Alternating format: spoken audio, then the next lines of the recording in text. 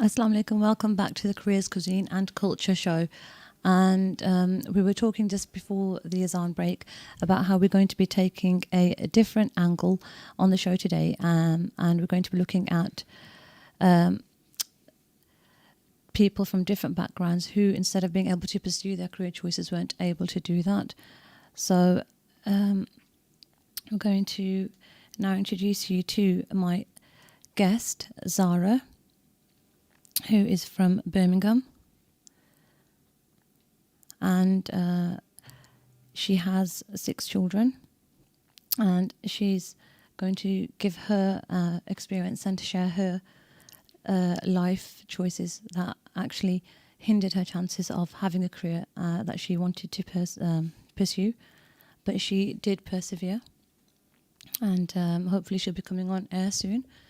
So Arzu, what do you think? How would you feel if that was to happen to you and you weren't able to pursue your career for whatever reason? Something I want to do. Yeah. Be upset. It's like just been working towards that. Uh-huh. It wouldn't be very nice, would it? No. No. Okay. So do you feel that you would not be happy about it? No, not at all. Like, been working towards something your whole life and then just can't do it. Mm-hmm. And how would you feel if your parents said you'd have to get married at your age now? And you're how old again? 17, is it? Yeah. Mm-hmm. Would you be pleased about it? No, not really. Mm-hmm. Right, okay, so I'm just going to introduce you now to our guest, Zara. Assalamu alaikum, Zara. Wa alaikum assalam. How are you, sister? I'm all right. Alhamdulillah. Okay, so you're from Birmingham and you're a mother of 6 children. Yeah. So I just wanted to ask, actually, thank you very much first as well, actually, for coming on to the show. What exactly? Thank you for having me. Yeah, it's okay. So what exactly is it that you do now in your life currently? Right. Currently, I am a teacher, so teaching Arabic to children, and I've been before the lockdown playground observer. Oh, okay. All right.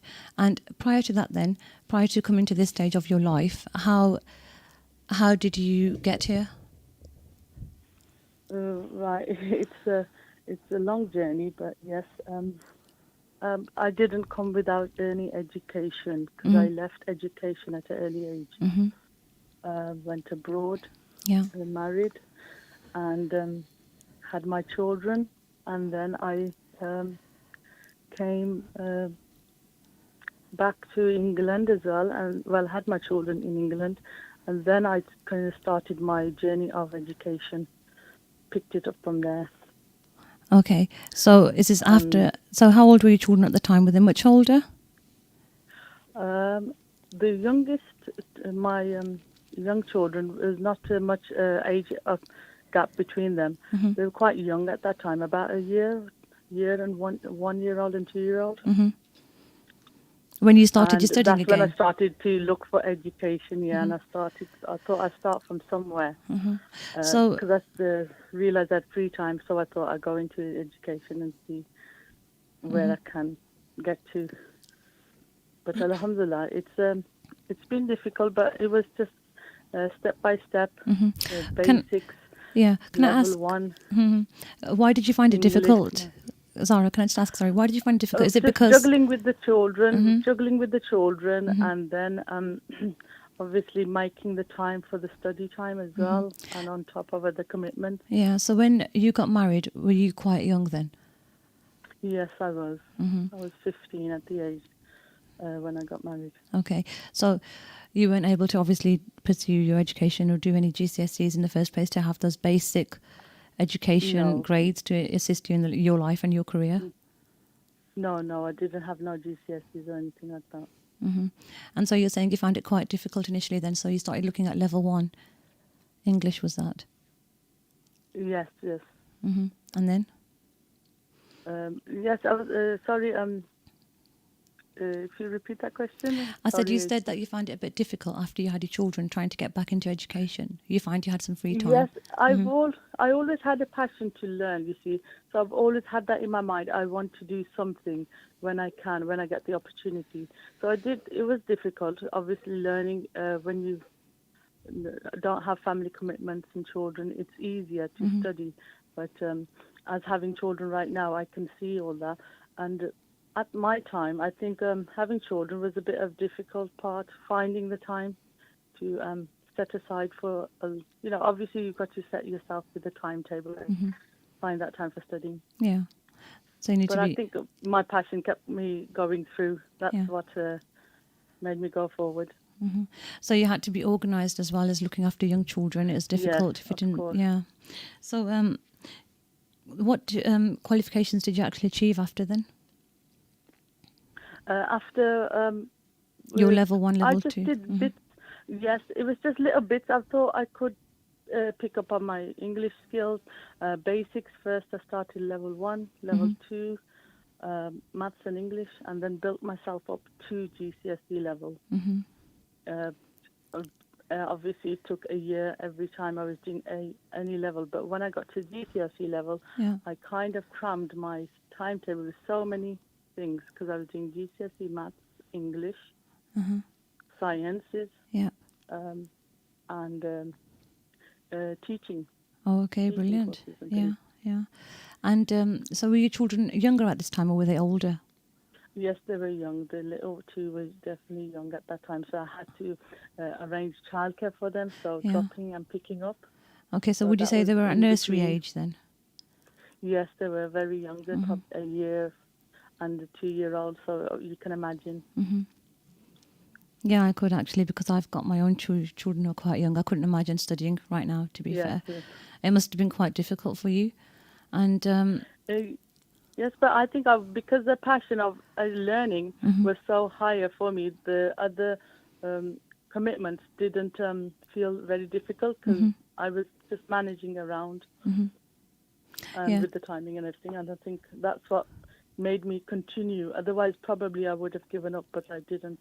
Yeah, which is good. You persevered, mashallah. And, hopefully if there's any listeners out there in your scenario as well who weren't able to, do their education when they were younger or pursue a career, they can hopefully think about it as well, about going back into it now. There's so many avenues, aren't there, that you can take to get back into education and to get a career or a. Yes, yes. Hmm. And I realized that later, yeah, because at the start I just didn't know where to start from, but I just thought something than nothing is best. mhm. Yeah, totally, exactly. And do you think when you first got married, when you were younger, do you think you were in the right frame of mind to have gotten married?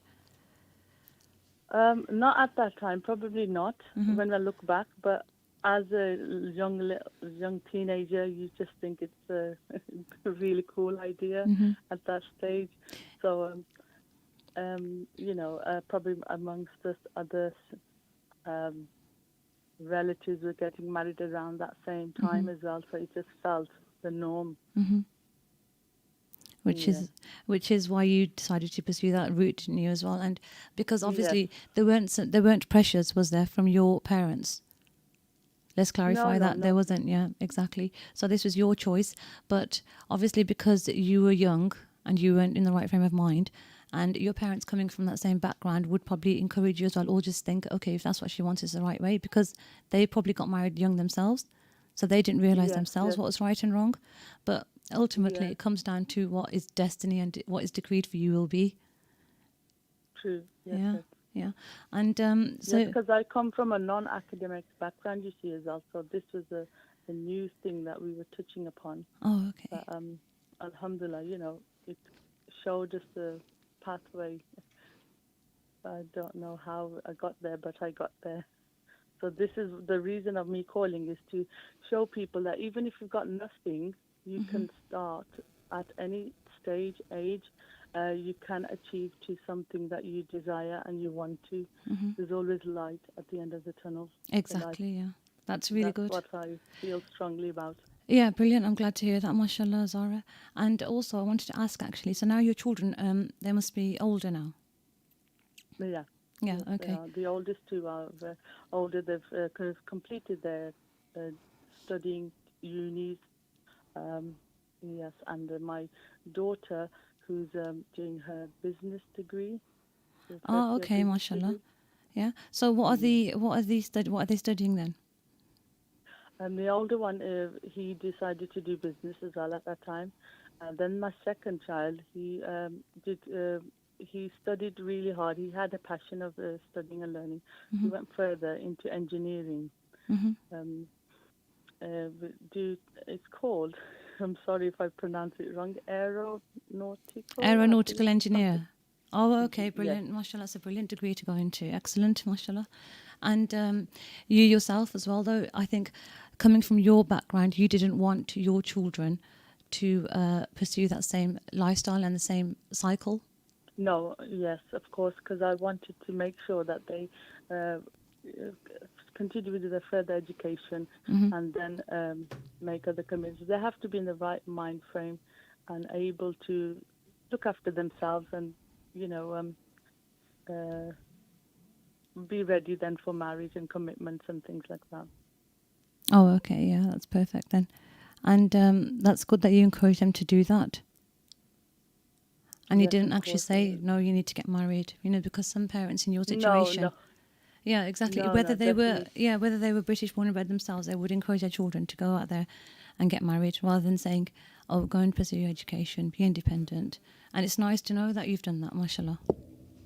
No, I chose to be the opposite of what how our we were brought up and how things were at that time, and then made sure education was key in Yeah. their lives. Uh-huh. That's good, mashallah. And do you feel like you've been able to achieve what you wanted to as well now with your qualifications afterwards later in life? Yes, Alhamdulillah. I feel very grateful that I've managed to get to where I am right now. There's always room for improvement. You can always still uh, go further. But yes, for what I am right now, I am happy. Mm-hmm. And maybe, you never know, I might go into further. I'm looking into different options as well currently at the moment. Okay, that's good for you, mashallah. And I'm really pleased to hear that you did persevere, Zara, and that you've encouraged your children. And I, implore any listeners out there as well who are in the similar situations like you to go out there and study further now. It's never too late, and to encourage your children to do the same as well, because it's important to be able to look after yourself and stand on your own 2 feet in the futures as well. Yes, Yeah. of course. Okay. I just want to thank you, Zara, for coming on to the show. Thank you again for having me. Yeah, it's okay. And hopefully hear from you in the near future, and you can talk about what you've achieved then as well and qualified into, inshallah. Thank you. Okay, then. Take care then. Okay, assalamu alaikum. Okay, walaikum. So how do you feel about that then, Arzu? 15. 15. Mm-hmm. And you've been blessed now. You've got your education. You're still Yeah. young. You're still able to, pursue your career, inshallah. How does it Yeah. make you feel? Like I've got everything in front of me. Like I've got so much time to my education, Mm-hmm. and I could do it. I'm in school and everything, and I'm just abusing it really. Mm-hmm. Like she did it once Yeah. she'd left school in her own time with kids. Yeah. Yeah, And must have been hard. no, yeah, exactly.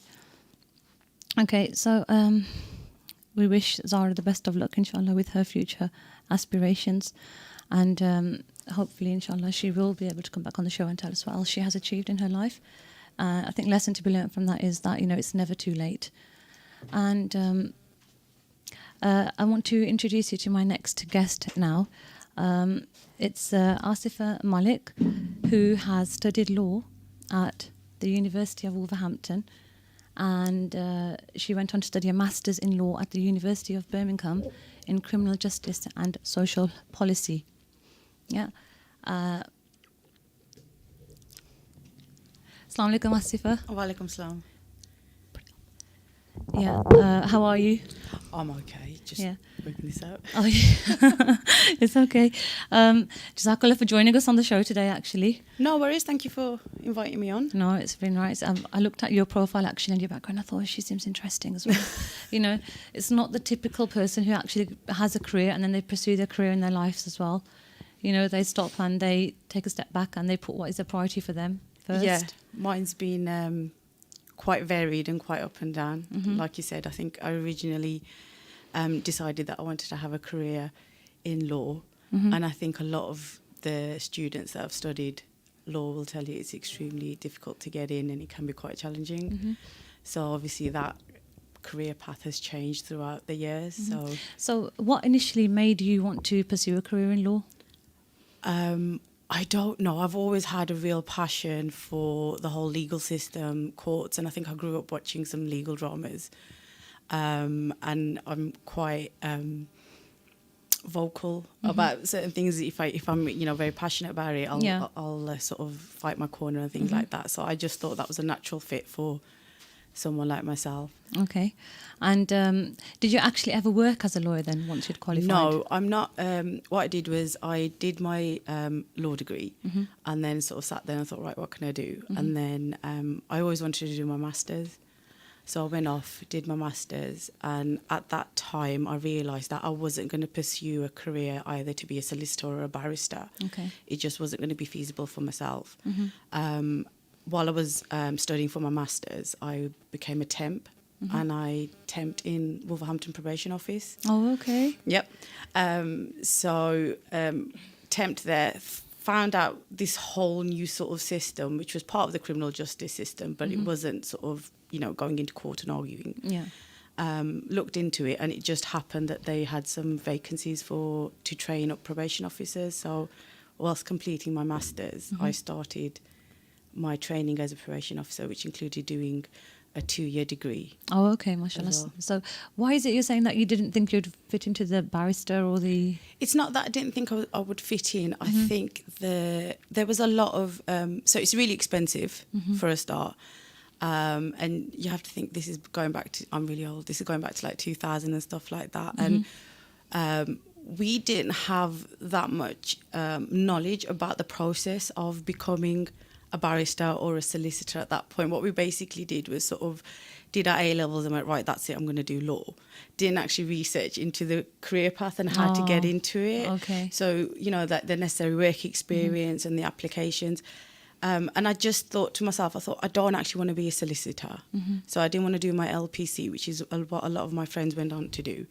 Because you do your LPC, so you do sort of a post-graduate training course, whether it's being a solicitor or a barrister. Okay. And then you have to get sort of like a training contract. And I just thought, I really don't think I'm going to be able to get that. I think being visibly as a Muslim woman, I felt that was a bit of a barrier. I'm not going to lie. Okay. But also the truth was I hadn't actually researched it. Yeah. And I think, in all fairness to you, though, I think your parents, were they educated or not?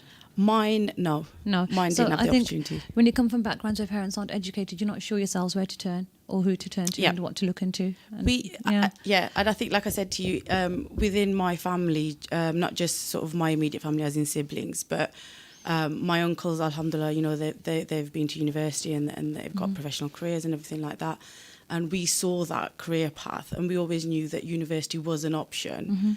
And I saw my sort of older cousin. I remember my big bar, as we call him, my older cousin, he went off to university, and I was just so impressed. And I was like, I want to do that. But you're right, because we didn't have an understanding of the system, we weren't aware of what paths to take. Yeah. So our kids now, alhamdulillah, they're benefiting from the fact that we know what the resources are, what options are available for all of us. Yeah. And also, though, you never had the internet readily available to you then either. Oh gosh, no. There was no. I mean, I did my degree first one in 1997. Yeah, so it was, if I needed to look something up, it was going to the library. Yeah, it wasn't any literally. Yeah, exactly. Going through those big thick theses in the books. Yeah. And I mean, we had to sort of like borrow books from sort of the British Library and stuff like that. If you wanted to research something, nothing was not like it is now, which sounds a bit. Research and materials are more readily available, exactly. They are, but I think another scary thing about the internet when it comes to research papers is the validity of them, and that's something as students you're taught to sort of like of be critical about them. But exactly. Mine is pre. So we do often talk about that, actually, how you have to make sure that the websites you do go onto are legit websites as well. Absolutely. Always research into them as well, because there are a lot of con artists out there. So, okay. So once you'd done that then, and you decided that wasn't the field for you, you went into probation office training. Yeah. And then you worked in that field for how long?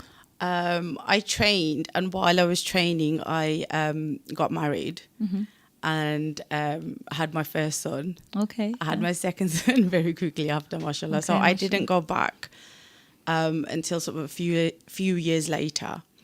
I went back and worked part-time. And while I was working part-time, my, as he is middle son now, he was diagnosed with autism, global development delay, learning disabilities. And he needed to attend a special needs nursery and everything like that. And at that point, I fell pregnant with my third son. Yep. So you weren't aware that he was autistic at the time and you fell pregnant? He's like, so basically we've gone through the process. So my middle son at that point was, I think, 3.5, and I've fallen pregnant with my third son. And as a family, sort of myself and my husband, we sat down and I thought, do you know what? I really don't fancy working when I'm pregnant. So I just made the decision to sort of retire, as it were, from probation. So I handed in my notice. And that was the beginning of 2010.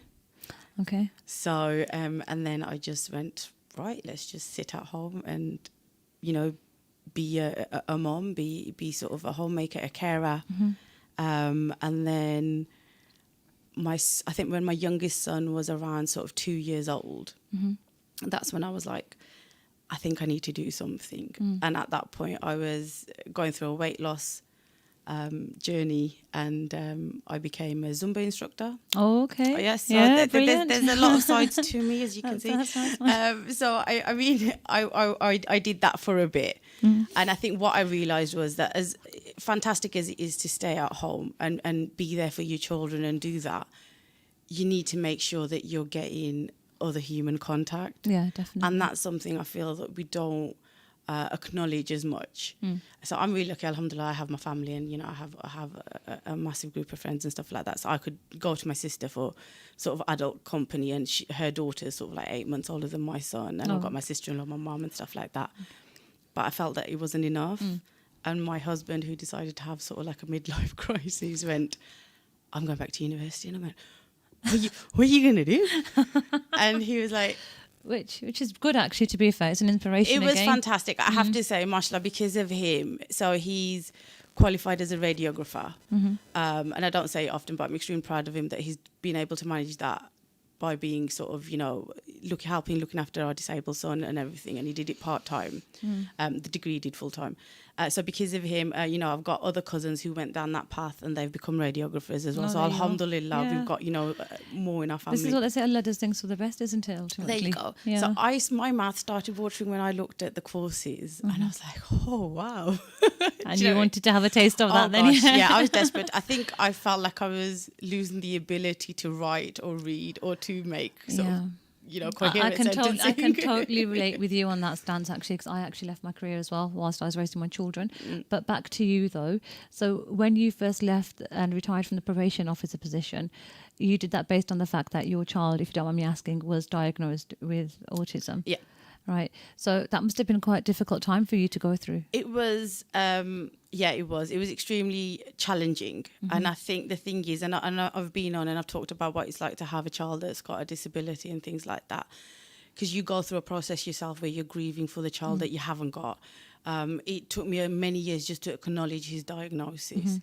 And I think because I didn't allow myself to wallow too much, I think because I was pregnant as well. So a lot of it I brushed off as, you know, sort of the hormonal changes and being emotional. So if you look at it in hindsight, though, Allah gave you that pregnancy as a blessing at the same time Absolutely. as being told that your child had autism. Yep. Yeah. I mean, at that time, I was like, seriously, I'm losing weight. I've gone back to work. You know, things are sorting out. And now I look at it and I think what Allah subhanahu wa ta'ala did in his infinite mercy and blessings for me and my family was give my son a younger brother as a sort of bookend. So he's got an older brother, he's got a younger brother.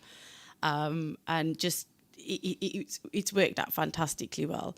But like I said, yeah, so back in sort of like 2011, 2012, I was like, I want to go back.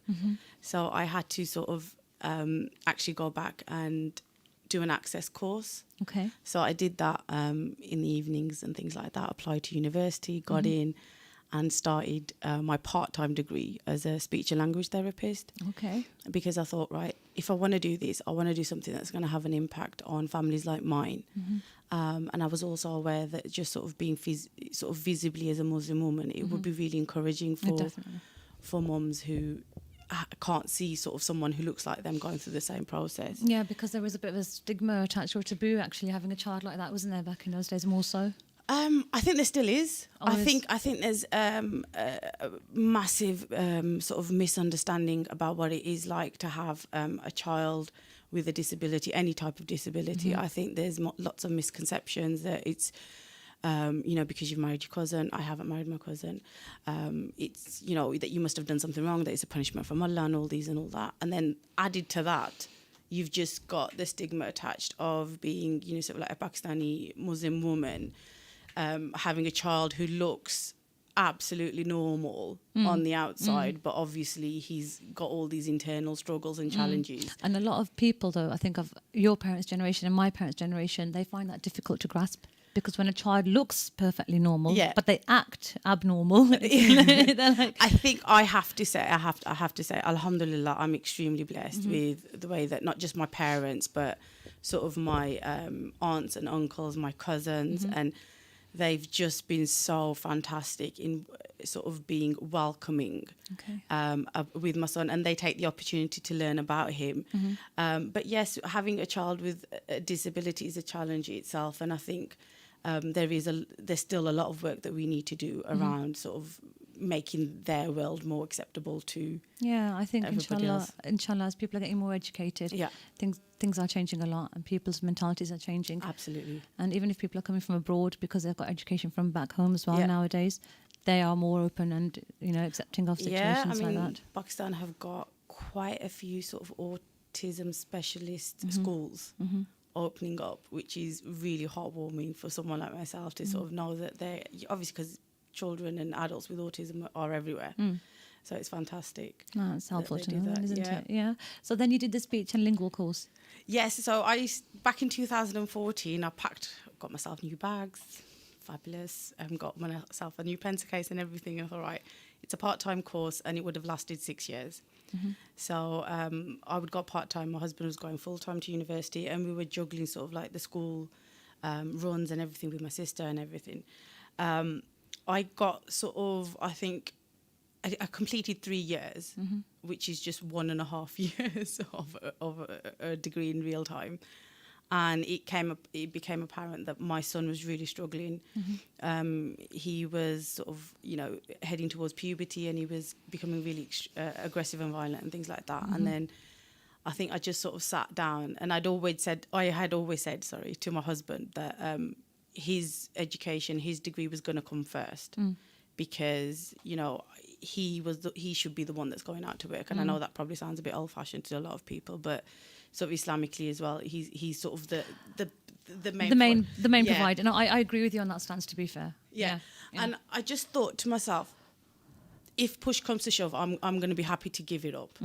And push did come to shove, and we found ourselves in a situation where we weren't getting the support for my son, and I realised that I had to sort of just kiss goodbye to being a student forever, and just sort of refocus and regroup and just re-examine where we were going with our lives as a family. So I sort of made the decision not to return back. Okay. I still got a certificate out of it, which is fabulous. Yeah, so I've got another certificate to add to the pile. Doing that, the amount of time that I was at university, it gave me so much insight into my son. It gave me so many different techniques as well on how to sort of work with my son to help him communicate. So while I don't regret going, and I'm gutted that I wasn't able to finish it. Okay. Yeah. I think I would have made a really good speech and language therapist. Well, to be honest, Asifa, you never know. Once he's gone through this phase, inshallah, you can pick it back up again. Unfortunately, I'd have to restart it. So what I've done, I think it took me a couple of months just to sort of come to terms with that fact. But also, and I think we discussed it just prior to this, I think there's a lot of societal pressure and expectations placed on women. We're led to believe that we can have it all. We can have these fabulous careers, and then we're going to be sort of wives and mums and all this and all that. it's really hard. I take off my hijab to any woman who is working and running their household at home, because let's be honest, you go out to work and you come back and you're still doing all the work and stuff like that. And Yeah. a lot of my internal struggle was, how can I just be a housewife? Yeah, I understand. It must have been quite tough, but you know, you've hopefully for listeners out there who are in similar situations to you, and it just goes to show that, you know, you have to sacrifice as a mother yourself sometimes for your children, and you've done that, and Allah will reward you for it, inshallah.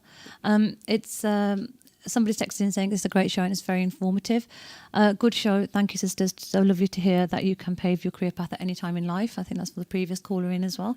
I just want to thank you, Asifa, for coming on to this into the studio to discuss that with us, and to my listeners to share different angles of people with different career choices and different choices in life in general as well. Tune in next week, hopefully, to listen to Atli Ali about the mental health show. Assalamu alaikum.